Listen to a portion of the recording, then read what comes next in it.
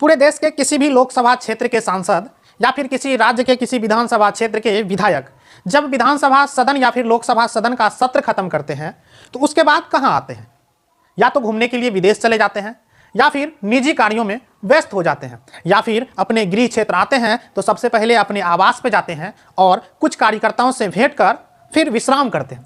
लेकिन अगर हम बात करें पूर्णिया के निर्दलीय सांसद पप्पू यादव का, तो उनका कुछ अलग ही जलवा है। जेल से छूटने के बाद पहली बार पूर्णिया आए पप्पू यादव, अपने कार्यकर्ता से मिले। कार्यकर्ता उनका स्वागत पूर्णिया के एयरपोर्ट पे जाके किया। पूर्णिया के एयरपोर्ट पे हजारों की संख्या में पप्पू यादव के कार्यकर्ता वहां मौजूद हुए और भव्य तरीके से फूलों की वर्षा करके उनका स्वागत किया। उसके बाद पप्पू यादव पूर्णिया आने के बाद तुरंत कुर्सेला के लिए निकल पड़े। वही कुर्सेला जो कि कटिहार जिले के अंतर्गत एक नगर पंचायत है, जहां पे बीते 2-3 दिन पहले आगजनी की घटना हुई थी। आगजनी की घटना में लगभग 200 दुकान जलकर राख हो गई थी। करोड़ों अरबों का नुकसान हुआ। लगभग करोड़ों का नुकसान, दुकान की सामानें जल गई। जो 100-200 लोग का क्षति हुआ है, उन लोगों की भरपाई के लिए अभी तक सरकार और सिस्टम के लोग खड़े नहीं उतर पाए। ऐसे में पूर्णिया के निर्दलीय सांसद पप्पू यादव ने पहले ट्वीट करके लोगों के लिए इस आगजनी की घटना के बारे में सरकार से कुछ मांगे रखी। इसके बाद जैसे ही उनका पूर्णिया आगमन हुआ, तुरंत इस घटनास्थल पर पहुंचने का काम किया।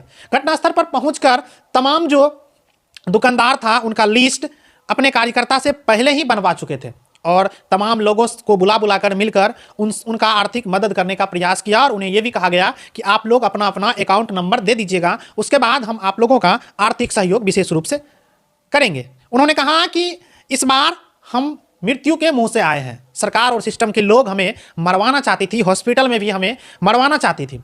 अब फिर से लोग हमें गाली देंगे, कहेंगे कि इतना इतना पैसा कहाँ से लाता है, किस तरह से बांटता है। ये तमाम चीज़ पप्पू यादव जी कहते हुए नजर आए।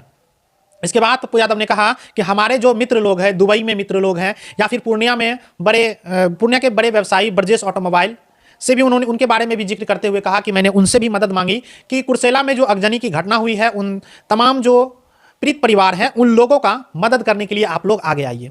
और इसी उम्मीद के साथ लोगों के बीच जाने के प्रयास को लेकर, लोगों की उम्मीद को जगाने को लेकर, लोगों के हौसले को बुलंद करने के लिए, दुकानदारों को पुनः नया दुकान खुलवाने के लिए लगातार संघर्ष करने के लिए पप्पू यादव पहली बार कुर्सेला की धरती पर आगजनी कांड मामले को लेकर पधार चुके हैं। अब जरा सोचिए कि एक ऐसा सांसद जो विश्राम के लिए अपने आवास पे नहीं जाते, वो डायरेक्ट अगर दिल्ली से आते हैं, पटना से आते हैं, तो डायरेक्ट वो जनता के बीच जाते हैं।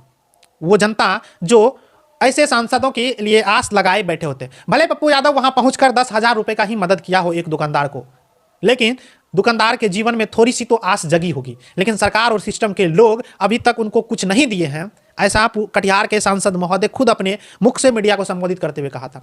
कटिहार के सांसद महोदय ने कहा कि पीड़ित परिवार को अभी तक एक मुट्ठी चूरा भी सरकार की तरफ से नहीं दिया गया। अब जरा सोचिए कि ऐसे में निर्दलीय सांसद पप्पू यादव का ये कदम कितना ही सराहनीय है। बाद बाकी इस अग्निकांड को लेकर, सरकार और सिस्टम की लापरवाही को लेकर और पप्पू यादव के इस बहादुर भरी कार्य को लेकर आप क्या कहना चाहेंगे? कमेंट में अपनी राय दे सकते हैं। फिर मिलेंगे अगले वीडियो में, तब तक के लिए जय हिंद।